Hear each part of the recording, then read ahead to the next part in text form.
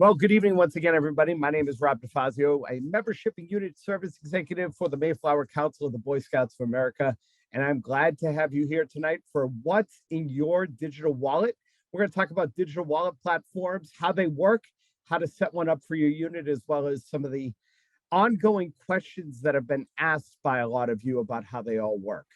So before we begin, I'm going to ask everybody, if you are not already muted, if you would please mute your microphone during our presentation. And also, we are going to do Q&A at the end of our presentation. So please, if you wouldn't mind, wait till we get to the end, because I can assure you that a lot of the questions you may have to ask, we're going to cover in our presentation tonight. Also, just want to throw a disclaimer out there before we get started that the use of any digital wallet applications by packs, troops, crews, ships, or posts is completely optional and not required by the Boy Scouts of America or the Mayflower Council. Units that choose to use these platforms are subject to service charges, processing fees, and possible tax implications. The Mayflower Council highly recommends that each unit research fees and service charges, tax liabilities, and risks before the use of any digital wallet or credit card processing application. In addition, when it comes to the tax implication stuff, there is not a one-size-fits-all answer for that. Each chartering organization or unit situation is going to be different. So we highly recommend that you speak with a tax professional. So what is a digital wallet? A digital wallet is also known as an e-wallet. It's an electronic device, online service, or software program that allows one party to make electronic transactions with another party, bartering digital currency units, otherwise known as money, for goods and or services. The term has been around for about 5 or 6 years right now. And the big question is, where does the money come from? Digital currency units sounds very complicated, I'm sure. But in most cases, it's regular, good old money from the United States of America and good from Fort Knox. So it's an online deposit from that you might make in a, you might just say, okay, I'm going to put this money in. You can link your debit or your credit card to it, or you can link your bank accounts to your digital wallet. And it's also used in other ways. It can be used, you can use your digital wallet, for example, to keep your frequent shopper card in from Stop and Shop or any of the supermarkets, or your gym membership card or anything like that. And some people do use crypto, but as a reminder, the Boy Scouts of America, we don't accept crypto. So we'll move on from that conversation. So why a digital wallet? The biggest thing when it comes to digital wallets is convenience. It's convenience for both parties. The payer, which would be your parents or your scout, the convenience of being able to, in just a couple of clicks on their phone, be able to electronically send you money for whatever you might need it for, whether it's recurring dues or it's an activity fee. It is a little bit more secure and safer than cash. It's also safer in the sense that your transactions are recorded and documented, and it is a little bit easier to manage depending on who you ask. If you ask the kids today, it's definitely easier for them to click. A lot of them don't know what a wallet is. But for the payee, which would be you, the pack, troop, crew, post, or ship, the money is transferred instantaneously on the spot into your digital wallet account. So if I were, for example, to send one of you some money, it would be a couple of clicks and it would be there instantaneously. The transfer to your bank account, in some cases, can be done expedited, and there is a little bit of a service charge for that. Or you can choose to have it take 1 to 3 days, as long as you have your bank accounts linked to the digital wallet application. It is easier to track payments because your entire history is right there on the screen for you to check out. It does save time. How many times have you heard, oh, I got to go to the ATM, or, oh, I forgot my check, or the check's in the mail?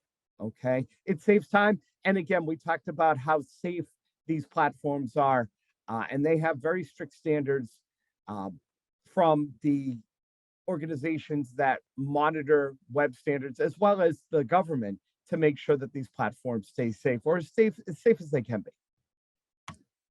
Plus, and I said this before, You're not waiting by the mailbox, the check's in the mail, or somebody doesn't have funds. You don't have to go after them for the bank, for the service charge from your bank.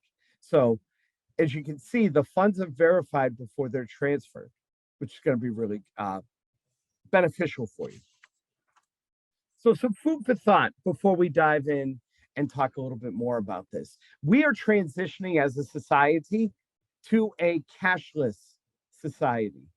And over the past few years, those changes have become more and more present in our day to day lives. For example, the number of consumers using mobile wallets or digital wallets to make payments increased from around 900 million to 1.48 billion worldwide during the pandemic. And a lot of this, when things started to open up, to share a quick little anecdote, is I went to one of the first NASCAR races that actually what allowed the public, and they were cashless. You had to take your money and put it into a machine and get a prepaid card that you could use to pay for whether you were buying souvenirs or whether you were buying things at the concession stand. So it is definitely, the technology is definitely there.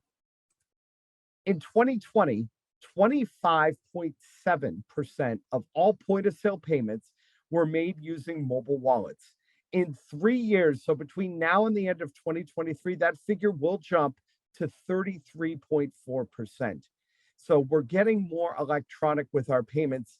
The days of green in your wallet may not be around for a long time, although I venture to guess that we'll all hang on to some.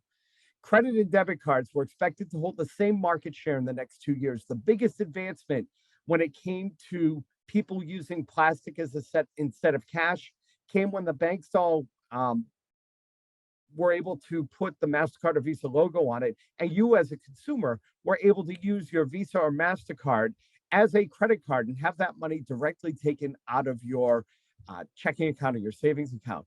Around 22% of point of sale payments, and it's been kind of steady throughout the past couple of years.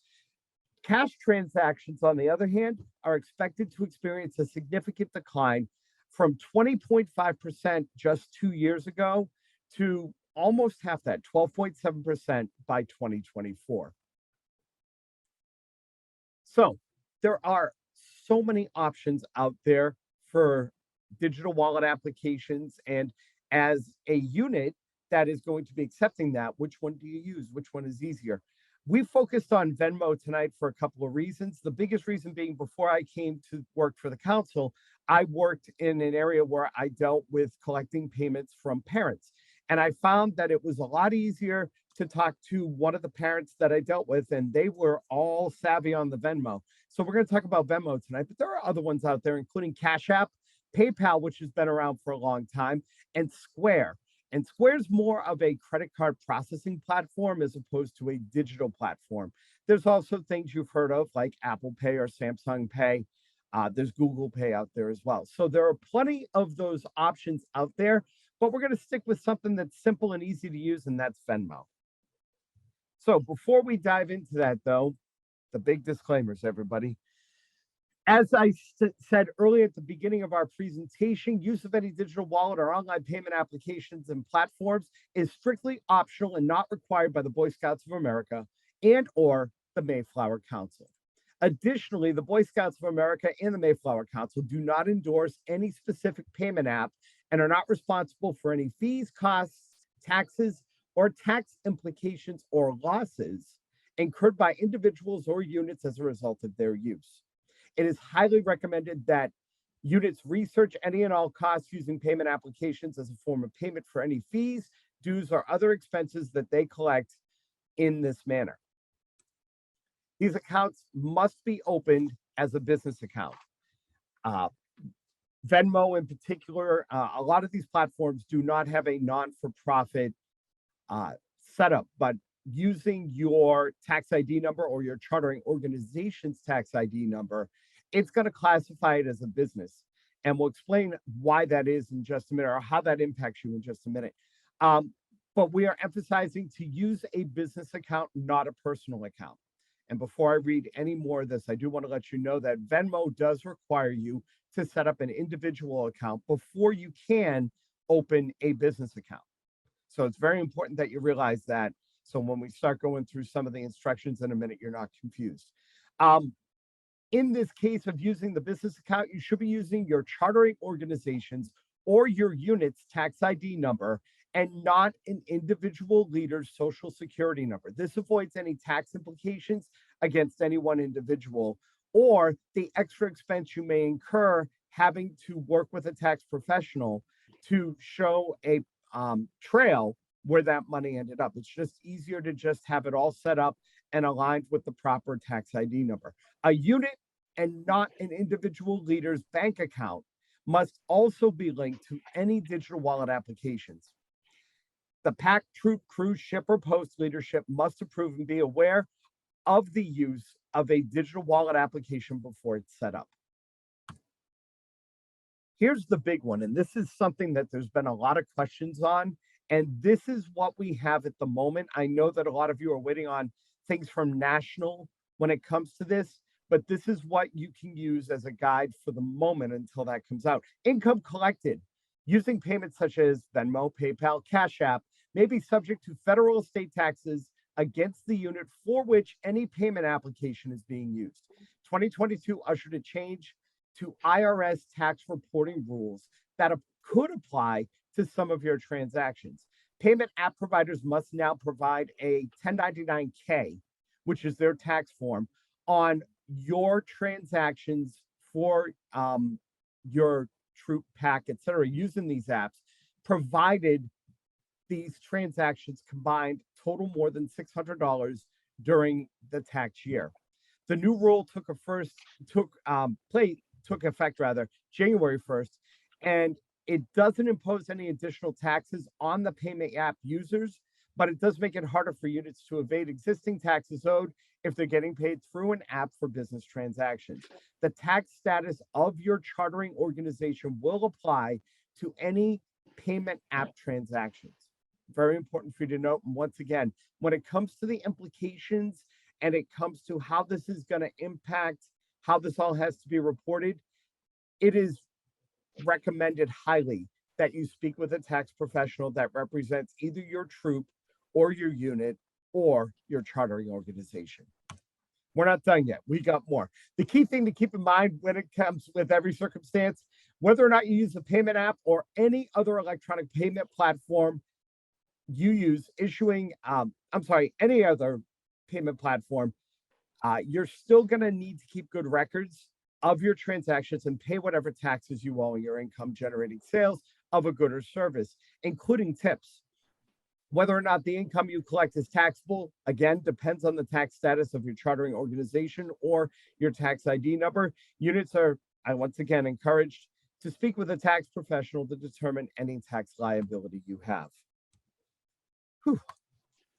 That's all summarized right here, and I'll put this up once again before we get to the end of our presentation tonight.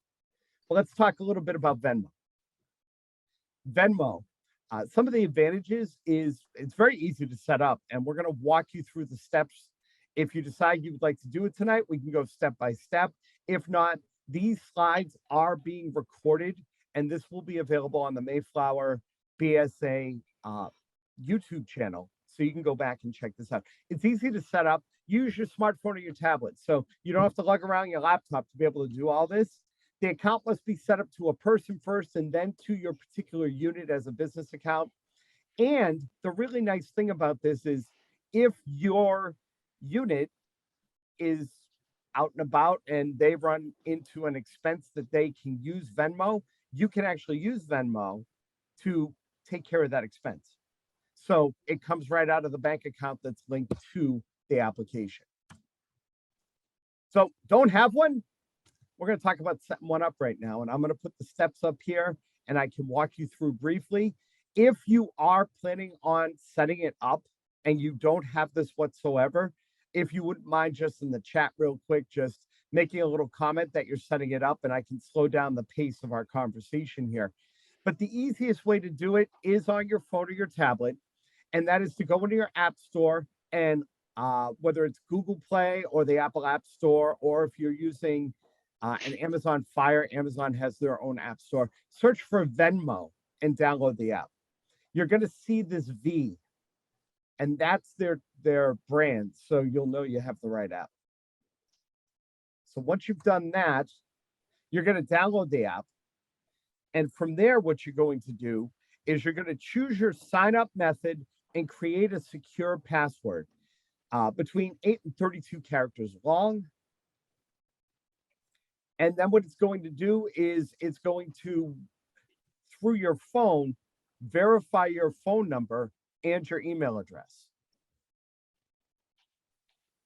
So those are the steps on getting started. And you're going to have to verify your bank account. Now, remember, when you're starting Venmo for the first time, you're setting up a personal account first. Then you will add the business account for your troop, your pack, your crew, your post, or your ship afterwards. So those are the easy steps to get started. It took me, believe it or not, when I set mine up, about 5 minutes.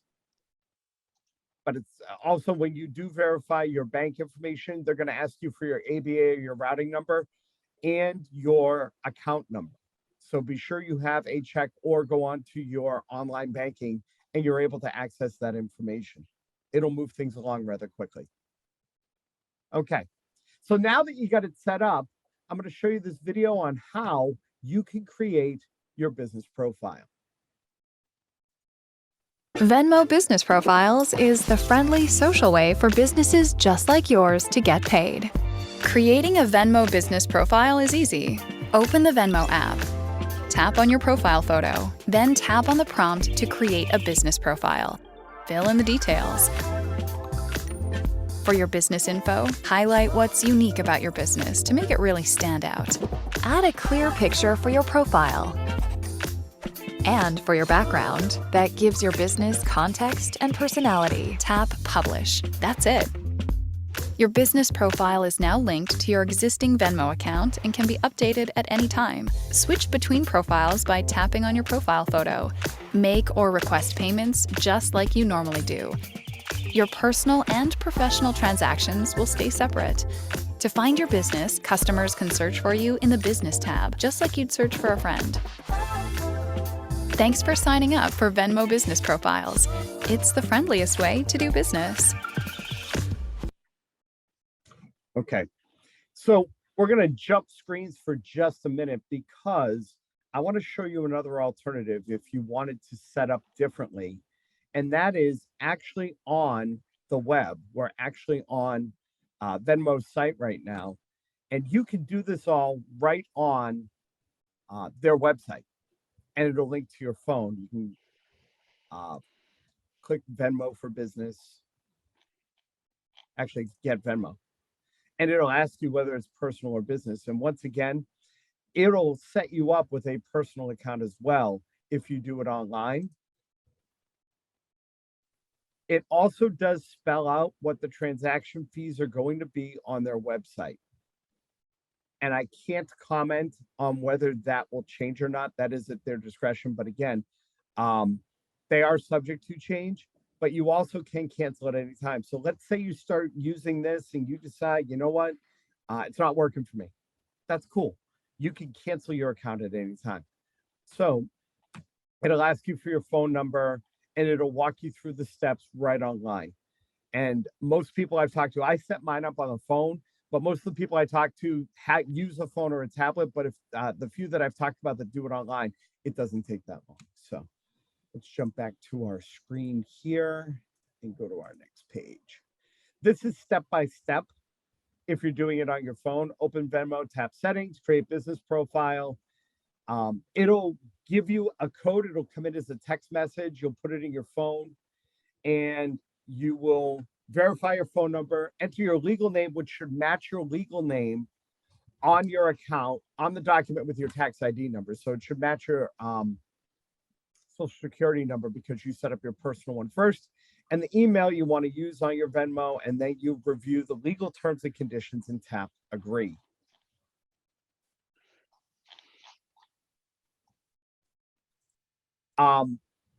On the business profile, once it's verified, there are a couple of things you're going to need to do, some additional steps you're going to need to walk through to be able to do that. It'll ask you whether your business uses a social security number or an employer identification number. Your chartering organization and your troop or your unit, excuse me, should probably be using an employer identification number or an EIN or a TIN. It's usually an 04 number. Most social security numbers have 3 digits followed by a dash and then two and then four on the end. For an 04 number, it's 04 dash and whatever that's going to follow. So that's the difference between those two. You're also going to want to put your business display and username as well as an opportunity to fill in a short description. And I highly recommend you do a couple of things here. Make sure in your description you put your unit type, your unit number, and where you're located. That's a big one, especially here in the Mayflower Council. The one thing I'm discovering rather quickly is there's probably about 20 Troop 1s in our council. Well, not 20, but there are multiple. So you want to make sure that when you're setting yourself up, that you identify yourself a little bit differently. You also want to use a background or a profile photo. I highly recommend you go to the Boy Scouts of America Marketing or Branding Hub and use one of those photos as opposed to a photo you took that might have Scouts in it, because you will need a release for that. You want to put your mailing address for your unit, but the one thing that's really nice is anything that you put out as your public business information or public organization information, including a customer-facing business address. You do not have to put your full address. You can very simply put your city and state, phone number, and your social media, and you're off and running. Some helpful hints. Transfer the money you collect to your linked bank account on the same day you get it. That way those funds are going in right away. They usually go in, if you use the free option, it's 1 or 2 days. If you decide to expedite it, there is a service fee that Venmo charges. It's pretty small, but do the collection and the transfer the day you get it. That way, then for your record keeping, you know that those funds came in on a certain day, and you can track it a little bit easier. When someone pays using Venmo, ask them to give you a description. Don't just have them send you money. Put something in the description, and you can enter this thing. You can put dues for Brian Jones or activity fee for Bill Smith or whatever that's going to be. That is going to allow you the ability to track that information and update your roster accordingly. Good record keeping, like we talked about earlier. You can create a QR code so that people can point and pay. So you're in the parking lot, you're trying to get your scouts ready to go to whatever activity you're going to, and mom says, "Can I Venmo you?"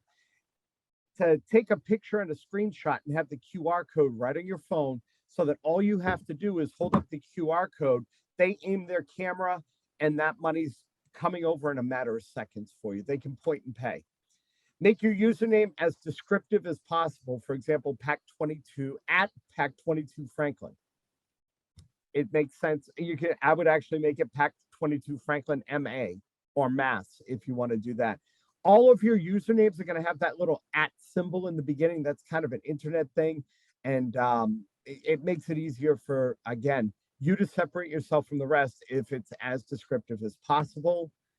And also only have one Venmo account per unit. Okay. So that's the overview of what we've got going on. And I've allotted some time here because I know there are some questions, and I know I saw one in the particular chat forum. If you have a question, I'm going to ask you so that I can unmute everybody and keep things moving along. If you would use the raise hand feature on your Zoom, and I'll see it pop up and I can acknowledge you and we can unmute you and do our whole thing. I know somebody asked earlier regarding the business profile, can it be transferred to another user? For example, when the PAC treasurer role changes hands, can the profile be linked to the new treasurer? I believe that is not the case, Andrew, but I will check on that. That's the one question I wasn't able to find in my research. And I believe it's only because of the fact that when you set up your personal account, you set up that business account and those two are linked. I don't believe there's a process where that can change. But I could be wrong. I'll be happy to do a follow up and get that information for roundtables coming up. So once again, if you have a question, please do me a favor. Use the raise hand feature. I will acknowledge you and we can have a conversation.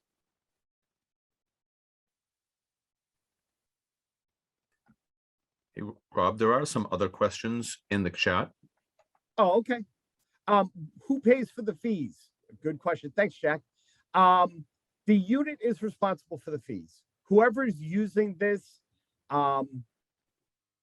whoever's using the app can charge a fee. Can you charge a convenience fee to pay by Venmo? I guess the best way to put it, technically, you could do a processing fee to cover that. You could say that if you use Venmo, we're going to charge you a $2 additional processing fee because you're choosing to use Venmo. So that can be done that way. I'm wondering if Scoutbook is going to start doing payments. This is Rick Riopel. Scoutbook does take PayPal payments for activities and events. It does not take it for registration. The unit can set up a way for the family to pay the unit, like for dues or something like that, and then use the money for registration. But the registration can't be paid through Scoutbook. If our unit uses their own EIN, do we still have the same tax status as our chartering organization? Rob, the answer on that's actually yes. If a unit Okay. get their own EIN number, the tax status of the chartering organization will cascade down to the unit. So even though a unit has their own EIN number, they'd have the same tax status as their charter partner. Excellent. I want to thank everybody for their contributions into this discussion. And I think that, this is about helping people. I came in tonight to want to make sure that we discuss the basics of it, but, there are certain things that you use on a day-to-day basis. So to be able to moderate that discussion has been great. And all right. So I think we've covered a lot of bases tonight. And I'm wrapping up. There are a couple of things I just wanted to go through really quick before we adjourn to the evening. Once again, I do want to remind you, Monday, April 25th, 7 p.m. Let's Get Social, starting a unit Facebook page. You can register there.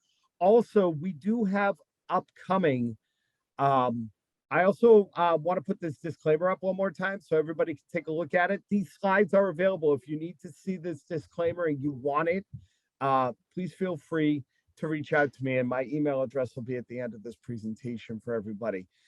And the last thing I will put out there is a very big thank you for attending tonight.